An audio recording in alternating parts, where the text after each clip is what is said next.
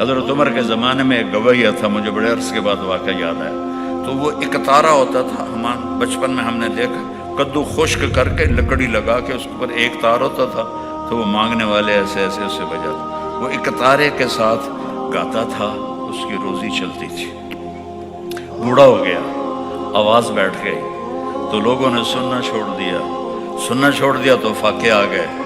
تو گیا جنت البقیع میں، کہنے لگا یا اللہ، جب آواز تھی لوگ سنتے بھی تھے، میری روٹی بھی چلتی تھی، اب آواز بھی بیٹھ گئی ہے، لوگوں نے بھی دینا چھوڑ دیا ہے، مجبور ہو کر میں تیرے در پہ آیا ہوں، میری روٹی کا تو کوئی انتظام کر. حضرت عمر مسجد میں سوئے ہوئے تھے، مسجد میں ان کو آواز آئی، میرا ایک بندہ جنت البقیع میں مجھے پکار رہا ہے، عمر اس کی مدد کو پہنچو. کون